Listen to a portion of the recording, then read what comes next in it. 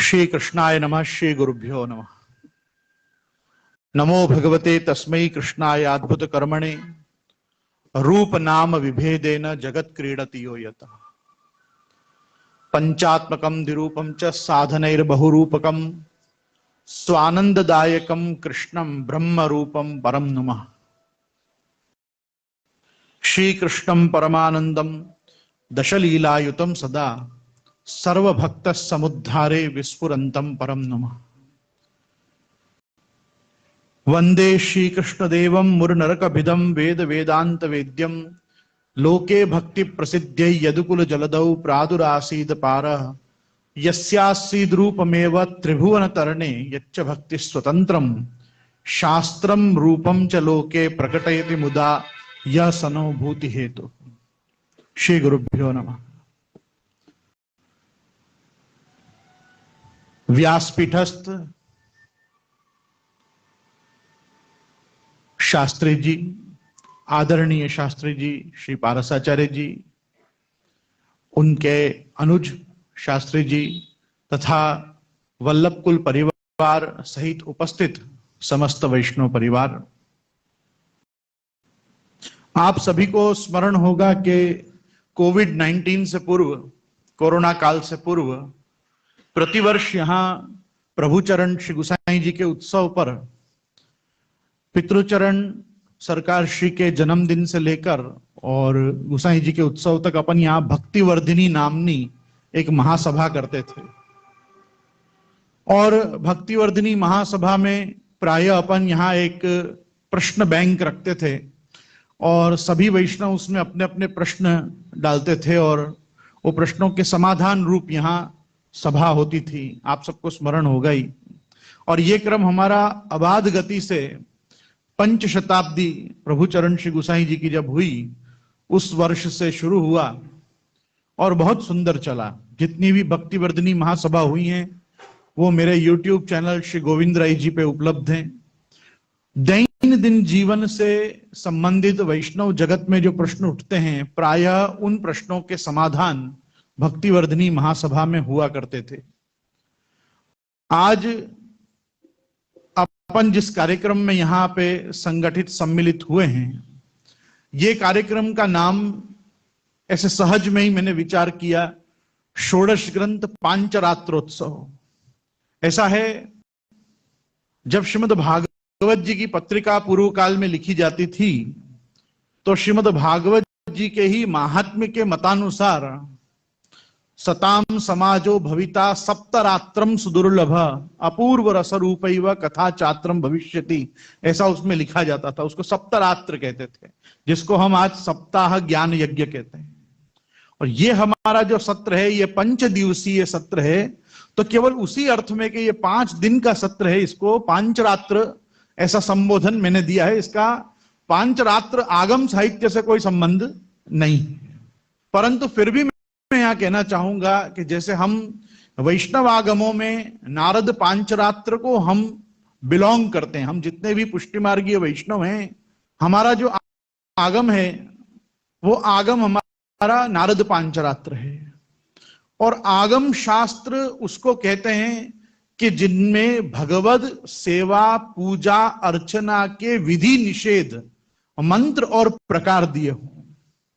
क्या करना क्या नहीं करना, किस प्रकार से करना, किन मंत्रों से पूजन अर्चन करना, ये सब जो है ये आगम शास्त्रों का कार्य होता है, समाज को बताना।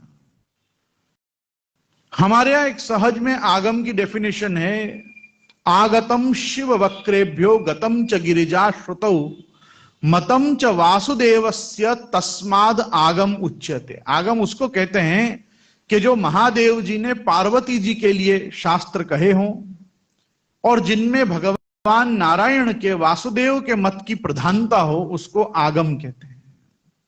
हमारे आगम शास्त्र मतलब हमको विधि निषेध बताने वाले, हमको कर्म का उपदेश करने वाले, धर्म का उपदेश करने वाले शास्त्र आगम शास्त्र कहे जाते हैं। कीर्तन साहित्य में भी आपने आगम निगम पुराण कहे ऋषिवर मुनि ज्ञानी, ऐसे शब्दों को आगम निगम को साथ में ही पढ़ा होगा। आगम जो होते हैं वो प्रायः देव प्रोक्त अथवा ऋषि प्रोक्त होते हैं। व्यास शुक की वाणी में भी नारद पांचरात्र के कई अंश प्राप्त होते हैं।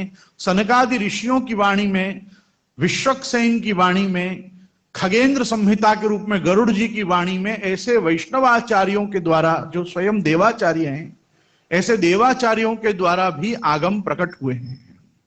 वो आगम जिस प्रकार से विधि निषेध का वर्णन और उपदेश हमको करते हैं, ऐसे ही जगत गुरु महाप्रभु श्रीमद् वल्लभाचार्य चरण द्वारा प्रकटित ये ग्रंथ, छोटे छोटे प्रकीर्ण ग्रंथों का जो ये सार संग्रह है, जिसको हम षोडश ग्रंथ नाम से जानते हैं, ये भी अस्मत् संप्रदाय के आगम शास्त्र हैं।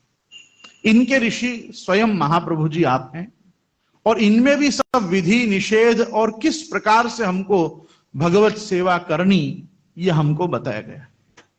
श्री गोसाई जी की वाणी में यदि हम थोड़ा सा प्रवेश करके समझें, तो हमारे जो परात्पर परब्रह्म पुष्टि पुरुषोत्तम भगवान श्री कृष्ण हैं, जिनको हम श्री गोवर्धन नाथ जी, श्रीनाथ जी के रूप में जानते हैं, इनके लिए श्री गोसाई जी का स्पष्ट मत है, वैदिक तांत्रिक दीक्षार्चनादि विधि भीर अस्पृष्टो रमते निज भक्तेषु हृदये यह सस्मत् मम सर्वस्वम, मेस्तु सर्वस्वम। वो ही मेरा सर्वस्व है कि जो केवल निज भक्तों के हृदय में रममाण है, जो वैदिक तांत्रिक दीक्षा अर्चन आदि विधि भीर यह अस्पृष्टो रमते, उनसे बंधा हुआ जो नहीं है, जो सर्वतंत्र स्वतंत्र है, जो कर्तुम अकर्तुम अन्यथा कर्तुम समर्थ है, सर्वभुवन सामर्थ्य युक्त है, सकल सकल जगत आधार है, और साथ में इस पूरे जगत का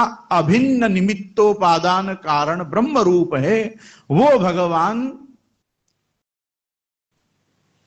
भगवान शब्द से भागवत और गीता में प्रदर्शित है, जिनको हम भगवान श्री कृष्ण कहते हैं, जिनको हम श्री कृष्ण में भी विशेष करके ब्रजाधीश रूप से व्रजजन सर्वस्व गोपीजन वल्लभ यशोदोत्संग लालित नंद राजकुमार रास रासेश्वर निकुंज नायक आदि नामाभिधानों से स्वरूप महात्म्य से अपन ग्रहण करते हैं। ऐसे परात्पर परब्रह्म भगवान जो श्री कृष्ण हैं, वो वेदांते च स्मृतौ ब्रह्म लिंगम भागवते तथा ब्रह्मेति परमात्मेति भगवान इति शब्दते। वो वेदांत में ब्रह्म रूप से हैं, स्मृतियों में पुराणों में परमात्मा के रूप से हैं, और साक्षात भगवत गीता एवं श्रीमद् भागवत महापुराण में श्री भगवान इस रूप में आप विराजमान हैं। अर्थ क्या हुआ कि ब्रह्म परमात्मा और भगवान एक ही स्वरूप है। ये एक स्वरूप परमात्मा श्री कृष्ण का एक और नाम श्री महाप्रभु जी ने षोडश ग्रंथ में विशेष रूप से बार बार ग्रहण किया है, और वो है हरि। हरि शब्द विष्णुवाची नहीं है, षोडश ग्रंथ में हरि शब्द कृष्णवाची है। हरि, विष्णु, नारायण और कृष्ण जहां भी वल्लभ संप्रदाय में प्रयोग किए जाते हैं, वो प्रायः कृष्ण के ही अर्थ में किए जाते हैं, न कि नारायण रूप से।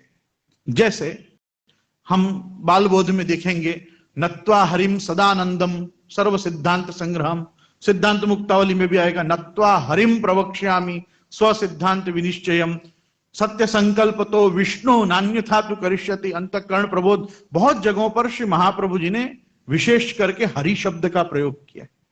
तो ये जो हमारे षोडश ग्रंथ हैं, इनमें जो सकल ग्रंथों में, समस्त ग्रंथों में जो विराजमान पुष्टि पुरुषोत्तम का स्वरूप है, वो वल्लभ संप्रदाय में ग्राह्य ब्रजाधीश, मथुराधीश, द्वारकाधीश और इस पूरे जगत के ईश रूप से स्थित जो परमात्मा भगवान श्री कृष्ण हैं, उनका ही वर्णन है। पहले एक ये तत्व को, इस सिद्धांत को हृदय में धारण कर लो। दूसरी वस्तु कि जैसे हमने कहा कि ये एक आगम शास्त्र है, इसमें विधि निषेध का सविस्तार श्री महाप्रभु जी ने वर्णन किया है। शास्त्री जी ने आज एक बहुत सुंदर बात कही कि प्रायः सभी जो शास्त्र प्रकट हुए हैं, वो प्रश्नोत्तर के रूप में ही प्रकट हुए हैं। किसी का वो प्रश्न है और सामने भगवान के या ऋषियों के वो उत्तर हैं। तो प्रश्नोत्तर से ही शास्त्र का निर्माण अपने है। हम भगवत गीता के भी पाठ की पुष्पिका में बोलते हैं कि कृष्णार्जुन संवादे, किसी भी अध्याय के लिए हम बोलते हैं कृष्णार्जुन संवादे, दो व्यक्ति के संवाद से वादे वादे जायते तत्वबोध, कोई तत्व प्रकट होता है। तो एक वस्तु को समझना चाहिए कि ये क्यों मैंने इस वर्ष यहां पे षोडश ग्रंथ का ये सत्संग सत्र यहां रखा। उसका कारण है कि षोडश ग्रंथ भी प्रश्नों से ही बने हुए। षोडश ग्रंथ के निर्माण के पीछे कहीं, जैसे आज हमने यमुनाष्टक में देखा, सबसे पहले श्री महाप्रभु जी का ही प्रश्न है कि या में गोविंद घाट कौन सो और ठकुरानी घाट कौन सो, और उसके उत्तर रूप में जो श्री यमुना जी का प्रागट्य है, और यमुना जी के प्रागट्य से यमुनाष्टक का स्तवन के द्वारा, उनके स्तवन के द्वारा लोक में श्री महाप्रभु जी ने इस ग्रंथ को प्रकट किया है। हमारे यमुनाष्टक के टीकाकारों में एक श्री द्वारकेश जी टीकाकार हैं। द्वारकेश जी आप स्पष्ट आज्ञा करते हैं कि अधिकारस्य सिद्ध्यर्थम यमुनाष्टकम उज्जगौ।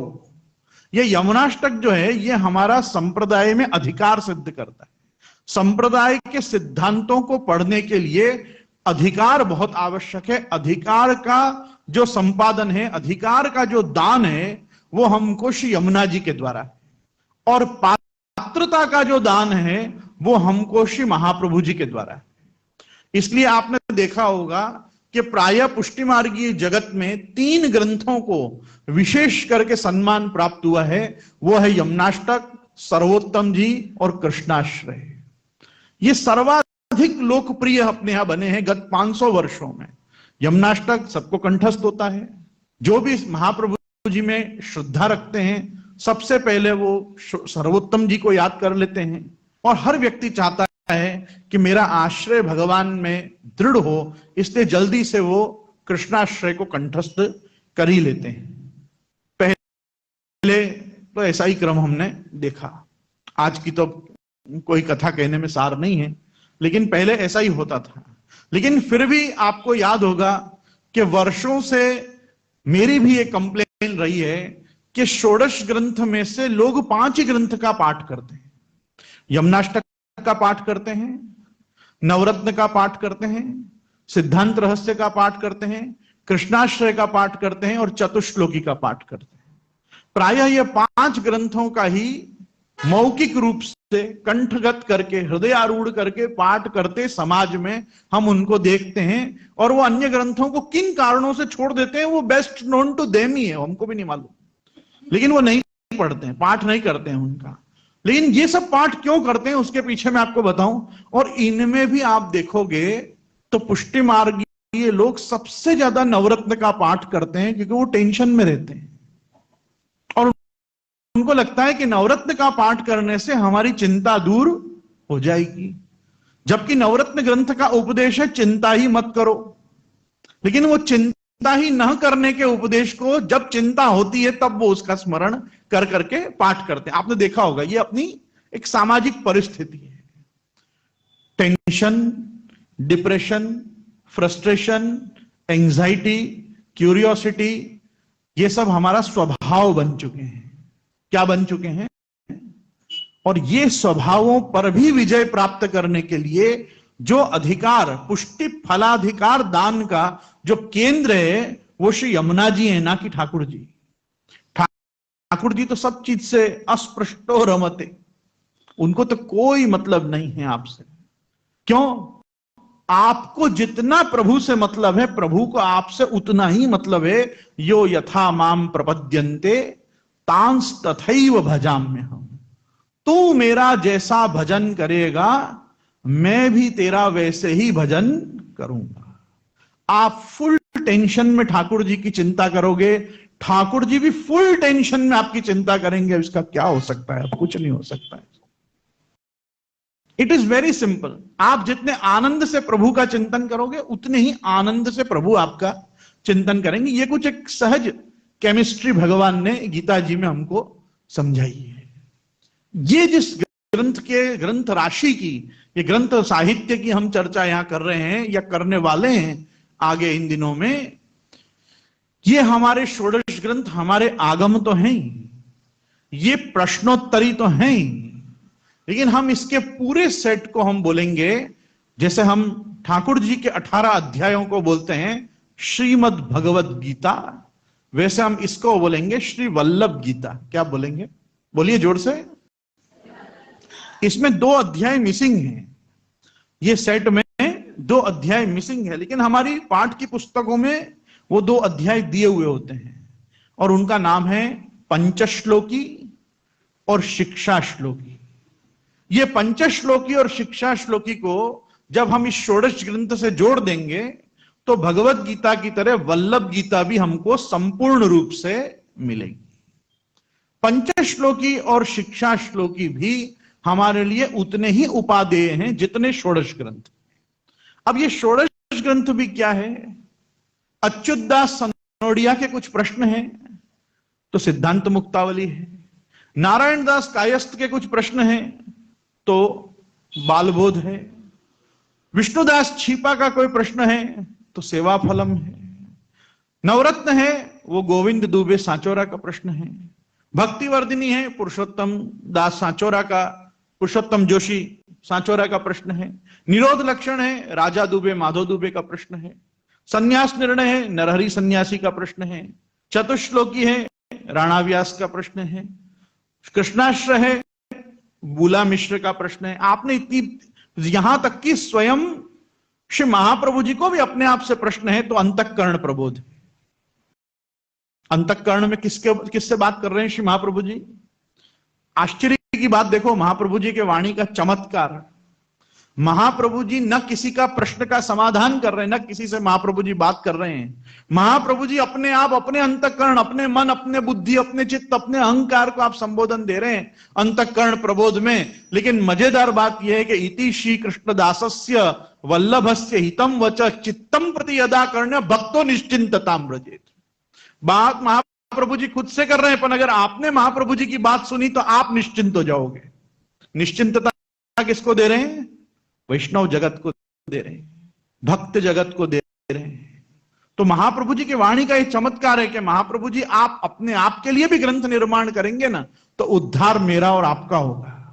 तो हमारे उद्धार के लिए जो विश्वोद्धारार्थ आप इस जगती पे प्रकट हुए हैं, उन महाप्रभु जी, उन प्रभुचरण द्वय, ज्येष्ठ प्रभुचरण और हमारे प्रभुचरण श्री गुसाई जी, इनके इन बधाई के दिनों में, उन बधाई के दिनों में विशेष रूप से सरकार श्री का जन्मदिन भी इन्हीं बधाई के दिनों में आता है। अभी छठ को 14 तारीख को अभी आ रहा है और आज भी आप श्री का डेट वाइज आपका जन्मदिन है, 12 तारीख है, 12 दिसंबर है।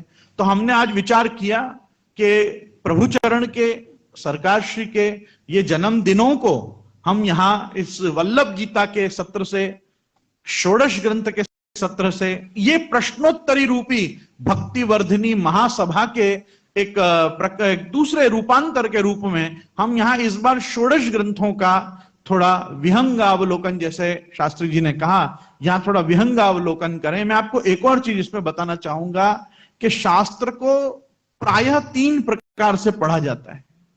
पहला होता है शब्दार्थ, दूसरा होता है भावार्थ, तीसरा होता है गूढ़ार्थ। पहले जब हम किसी वस्तु का केवल अनुवाद मात्र करते हैं या केवल उसके शब्द के अर्थ तक पहुंचते हैं तो हम उसको कहते हैं ये शब्दार्थ है। अन्वय और अनुवाद करके हम उसके शब्दार्थ को जानते हैं। फिर कोई हमको यदि वो ग्रंथ समझाता है या हम किसी की वाणी से कोई टीका को पढ़ते हैं तो हम उसके भावार्थ तक पहुंचते हैं। लेकिन जब हम ये समझ जाते हैं कि ये शास्त्र सिद्धांत का हमारे जीवन में क्या उपयोग है, तब उसको हम कहते हैं ये गूढ़ार्थ है।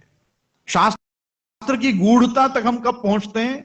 जब हम उस शास्त्र को अपने जीवन में ढालकर अपना जीवन उस शास्त्रानुसारी जीने का हम जो प्रयास करते हैं, जो भगवान की प्रथम आज्ञा है, विशेष आज्ञा है कि यह शास्त्र विधि मुत्सज्य वर्तते काम कारत न च श्रेय मवाप्नोति न सुखम न पराम गतिम। और भगवान ने जो आज्ञा की है कि तस्मात् शास्त्रम प्रमाणम ते कार्या कार्य व्यवस्थित ज्ञात्वा शास्त्र विधानोक्तम कर्म कर्तुम इहारसी। तुम कोई भी कर्म करो तो उसके पहले शास्त्र विधान देखो, और अगर शास्त्र विधान तुम्हारे समझ में नहीं आता हो तो आचार्यों के द्वारा जो सिद्धांत का विधान हुआ है उसका दर्शन करो।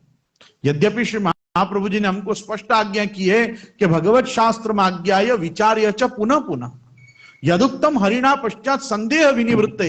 हमारा कोई संदेह तभी निवृत्त होगा जब हम भगवत गीता और भागवत जी के माध्यम से हम जब शास्त्रों को देखेंगे, तो ये भगवत शास्त्रों का वारंवार चिंतन करने से हमारे जीवन में, हमारे दैनंदिन भक्ति मार्गीय भजन क्रम में उठने वाले जो प्रश्न हैं उनका समाधान होगा। लेकिन समझो कि किसी की गति वहां तक नहीं है, तो ऐसी स्थिति में भी श्री महाप्रभु जी के ही शरण में आना चाहिए। और गूढ़ा गंभीरा गहना श्रीमद आचार्य वाक्सुधा, जो महाप्रभु जी की वाणी स्वयं गूढ़ गंभीर और गहन है, उसको तदुक्तम अपि दुर्बोधम सुबोधम स्याद् यथा तथा करने के लिए वारंवार श्री सर्वोत्तम जी का आश्रय लेना चाहिए, महाप्रभु जी के नाम रूप गुण का चिंतन करना चाहिए और उसके बाद ये षोडश ग्रंथ में प्रवेश करना चाहिए। पात्रता का दान श्री महाप्रभु जी करेंगे और अधिकारों की सिद्धि श्री यमुना जी करेंगे। तो ये पात्रता और अधिकारिता, ये दो चीज से पुष्टि मार्ग बना हुआ है। और पुष्टि मार्ग में ये पात्रता और अधिकारिता का संपादन करने के लिए एकमात्र साधन समस्त पूर्वाचार्यों ने, भावाचार्यों ने, शास्त्रकारों ने हमको जो बताया है वो है नहीं साधन संपत्त्या हरिस्तुष्यति कश्चन भक्तानाम दैन्यमेवेकम हरि संतोष कारणम। हम सब में दीनता होनी चाहिए, हम सब में दास भाव होना चाहिए। जब तक दास भाव और दैन्य हम अपने आप में जनरेट, कल्टीवेट, फॉस्टर, नर्चर नहीं करेंगे, तब तक ना पात्रता की ही ज्ञान होने वाला है, ना अधिकार फलित हो चुके हैं उसकी भी समझ आने वाली। ये पात्रता और अधिकारिता का जो पूरा खेल हमारे साथ भगवान के ये क्रीड़ा भांड इस जगत में चल रहा है, जिसके कारण हमको इस जगत में भेजा गया है। आगे आएगा पुष्टि प्रवाह मर्यादा भेद में कि तस्मात् जीवः पुष्टि मार्गे भिन्ना एवं न संशय भगवत रूप सेवार्थम तत्सृष्टि अन्यता भवेत्। जो हमारी सृष्टि भगवान ने अपनी सेवा कराने के लिए की है, अपनी मतलब हमारी, मतलब हम पुष्टि जीवों की, हम पुष्टि दैवी जीवों की सृष्टि क्योंकि भगवान ने अपनी सेवा के लिए की है। इसलिए जो लोग भगवान मार्ग में, इस सेवा मार्ग में अन्य सभी नाम संकीर्तन आदि के, भगवान महात्म्य बोध के समस्त मार्गों को छोड़ के जो इतर मार्गीय भजन विदास पूर्वक एतन मार्गीय भजन प्रकार स्वीकार करके श्री महाप्रभु जी की शरण आए हैं, प्रभु चरण की शरण आए हैं, श्री यमुना जी की शरण आए हैं, उन पुष्टि मार्गीय लोगों के लिए महाप्रभु जी ने उनकी भक्ति का वर्धन, भक्ति का विकास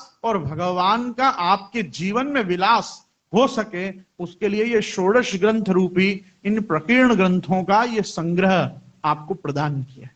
ये श्री हरिराय महाप्रभु के द्वारा जो प्रकटित क्रम है, उससे आज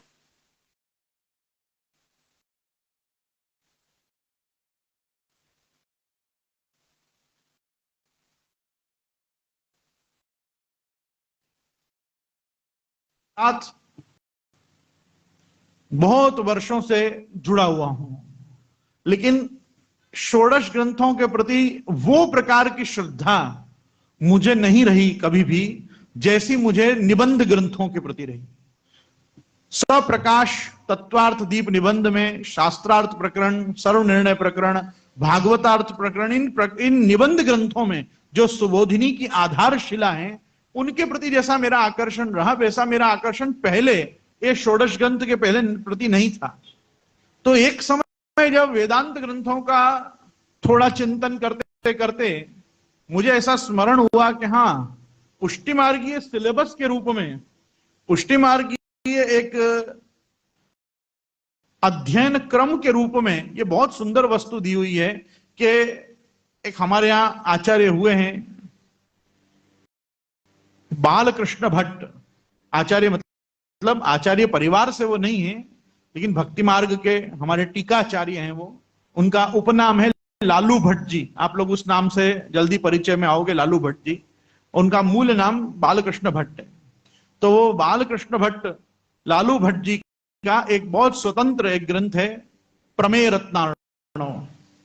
ये प्रमेय रत्नार्णव ग्रंथ का आनंद ये है कि जैसे वैशेषिक दर्शन में 7 प्रमेयों का चिंतन है, वैसे पुष्टि मार्गीय 7 प्रमेयों का चिंतन इन्होंने ये प्रमेय रत्नार्णव में किया है। और महाप्रभु जी की जो एक भाष्य में, सुबोधनी में जो एक शैली है महाप्रभु जी की, कि महाप्रभु जी कोई भी वस्तु का आप दिग्दर्शन समाज को कराते हैं तो प्रमाण, प्रमेय, साधन और फल, ऐसे 4 प्रकार से महाप्रभु जी कराते हैं। आपको ध्यान हो तो एक बहुत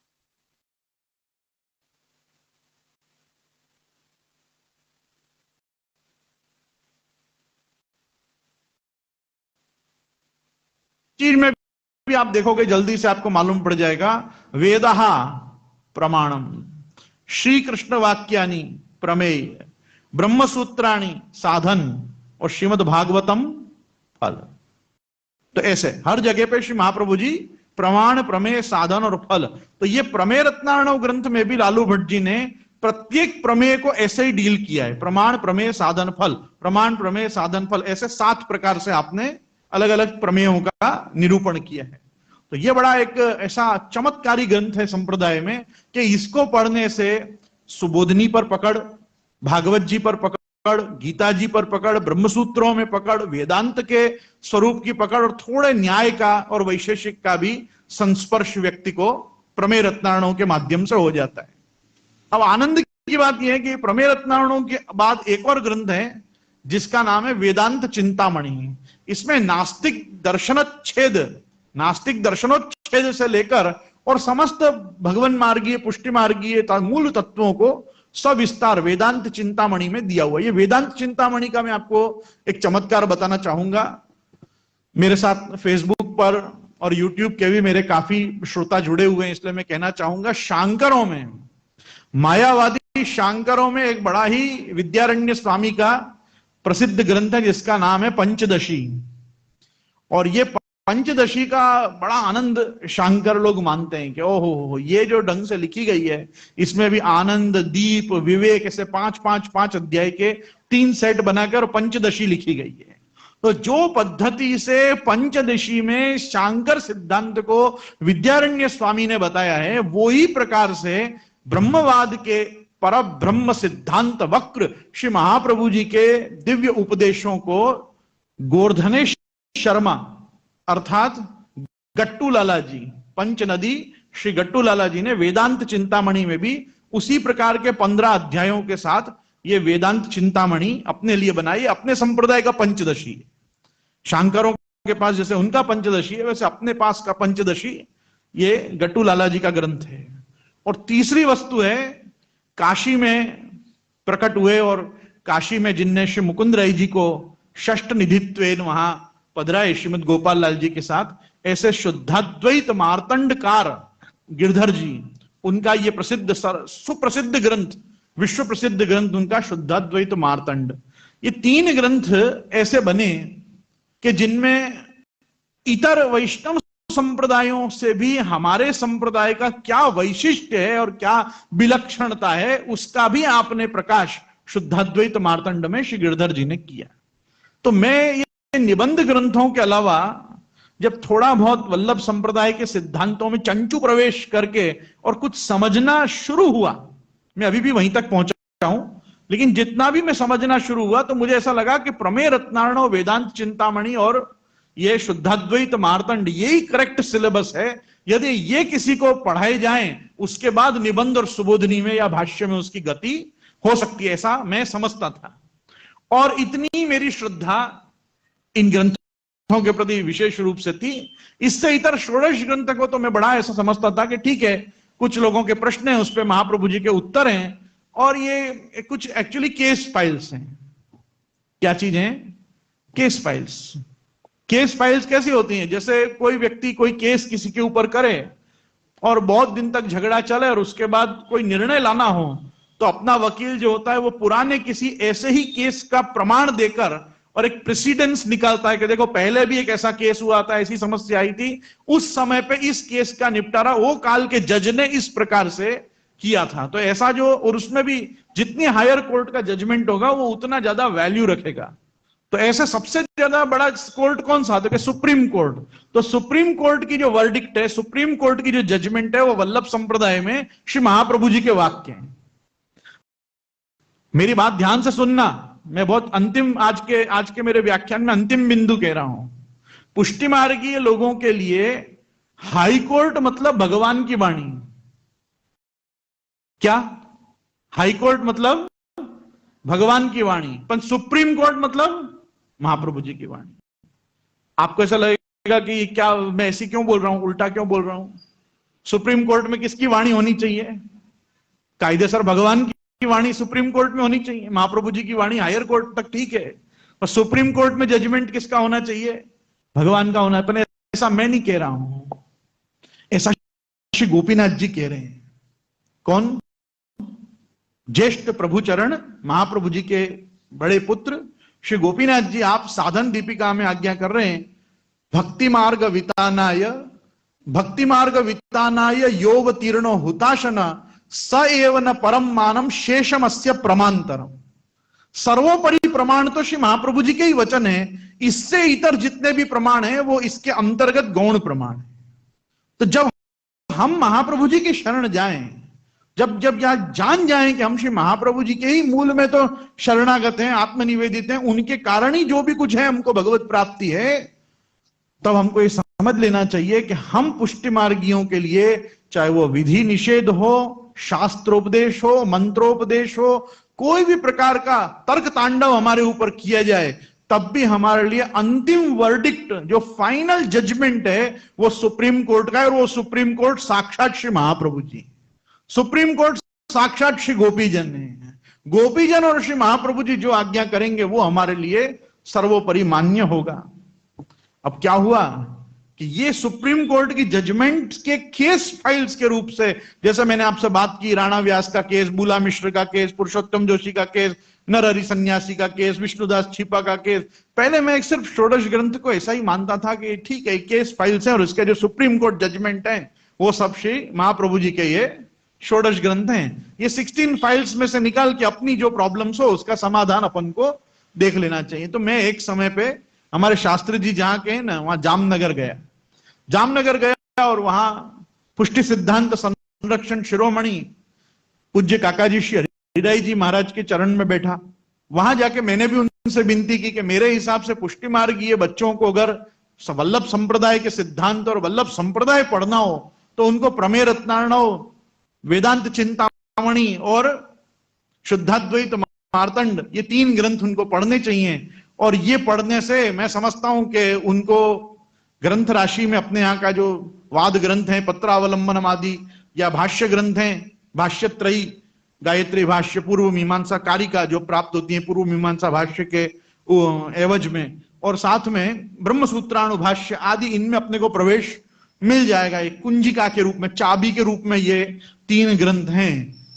तो उन्होंने बहुत धैर्य पूर्वक बाल बुद्धि से कही हुई मेरी उन बातों को उन्होंने सुन लिया, और उन्होंने कहा कि बाबा आपने जो 3 ग्रंथ के नाम बताए ना, वो तो बहुत सुंदर है। हाँ, वो ऐसे ही वेदांत को पढ़वे वाले जितने भी हैं, जिनको शुद्धाद्वैत वेदांत और ब्रह्मवाद जिनको पढ़नो होए, उनको तो ये 3 ग्रंथ से ही प्रारंभ करना चाहिए, प्रमेय रत्नार्णव, वेदांत चिंतामणि और शुद्धाद्वैत मार्तंड। पर अपन केवल वेदांत पढ़वे वाले नहीं है बाबा, अपन श्री महाप्रभु जी के दास हैं, अपन महाप्रभु जी के सेवक हैं। तो प्राचीन क्रम तो यही है कि जब थोड़ो व्याकरण आ जाए और लघु सिद्धांत कौमुदी लगाना आ जाए ना, तो पहले सटीक षोडश ग्रंथ पढ़ने चाहिए। उन्होंने आज्ञा करी कि तब तो पहले सटीक षोडश ग्रंथ पढ़ने चाहिए। और जब षोडश ग्रंथ आप पढ़ोगे ना, तो आपको पुष्टि मार्ग समझ में आएगा, और पुष्टि मार्ग को आधार शुद्धाद्वैत ब्रह्मवाद भी समझ में आएगा। लेकिन आप केवल आप जो 3 ग्रंथ बता रहे हो ना, वो 3 ग्रंथ से जाओगे ना, तो शुद्धाद्वैत ब्रह्मवाद तो समझ में आएगा, पर पुष्टि मार्ग उतना समझ में आएगा कि नहीं, या में मुझको संदेह है। तो प्राचीन क्रम तो यह है कि षोडश ग्रंथ से अध्ययन शुरू करना चाहिए। लोग जब भागवत के श्रेष्ठ से श्रेष्ठ वक्ता को 7 दिन सुनते हैं, तो 7 दिन बाद वो पूछते हैं कि 7 दिन में थोड़ी आखी भागवत जी थी जाए, 7 दिन में थोड़ी आखी कथा अपन ने सांभळवा मળી जाए, 7 दिन में थोड़ी आ थी जाए, 7 दिन में थोड़ी आ थी जाए। अरे वो 7 दिन तुम्हारी रुचि जगाने के लिए, 7 दिन काहे के लिए हैं? हमारी रुचि उस शास्त्र में हो, उसको जगाने के लिए होते हैं। बाद में तो आजन्म अपने को भागवत जी पढ़नी, क्योंकि हमको भी ये नहीं भूलना है कि परीक्षित के पास निर्धारित 7 दिन है, पर रविवार से सोमवार के बीच में हम कब मरेंगे ये हमको भी नहीं पता है। तो हमारे पास तो ये 7 दिन मतलब कौन से 7 दिन है और उनमें कितने दिन हमारे पास है, इसका भी ज्ञान हम जीव मात्र को नहीं है। ये तो वो लकी मानस था, सुखी मानस था, और वो श्राप नहीं वरदान उसको प्राप्त था कि उसके पूर्ण रूप से पता था कि ये 7 दिन में तो मुझे कुछ नहीं होने वाला है, ये 7 दिन में मुझे कुछ नहीं होने वाला, ये उसको पता था। और इसके बाद भी उसने वो 7 दिन भोग विलास नहीं किया, सब कुछ छोड़ के अनशन व्रत लेके, और वो कहां चला गया? वो चला गया गंगा जी के तट पे, मोक्षदायिनी गंगा जी के तट पे, ऋषि मुनियों के मध्य में, और जाके पूछा कि जिसके पास मात्र 7 दिन बचे हों उसके लिए क्या कर्म अब अवशिष्ट रह जाता है, इत्यादि इत्यादि हम सब कथा जानते ही हैं। तो मेरे कहने का तात्पर्य है, ये 5 दिन में कोई षोडश ग्रंथ पूरे नहीं होने वाले हैं। ये विहंगावलोकन, सिंहावलोकन, भ्रमरावलोकन, ये सब क्यों बोला गया है कि हमारी रुचि इन शास्त्रों में और बढ़े।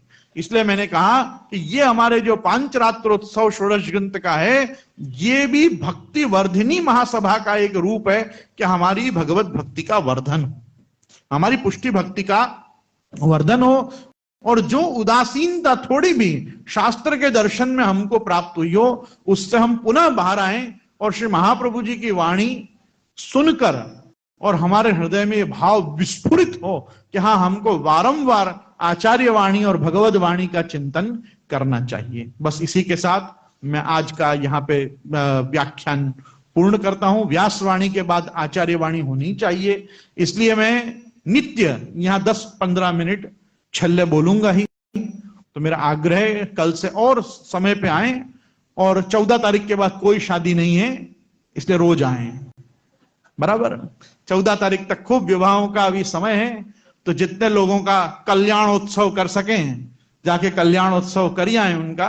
लेकिन उसके बाद यहाँ पे आत्म कल्याणार्थ जितने भी दिन अवशिष्ट हों, षोडश ग्रंथ का आनंद लें। बस इसी के साथ श्री गोवर्धन नाथ की जय, श्याम सुंदर श्री यमुने महारानी की जय, श्री वल्लभाधीश की जय, श्री गुसाई जी परम दयाल की। ठाकुर जी में नित्य अलग अलग प्रकार की घटाओं के क्रम को रखा गया है। फेसबुक ऑफ करो। ये 5 दिन में हमने जैसे आज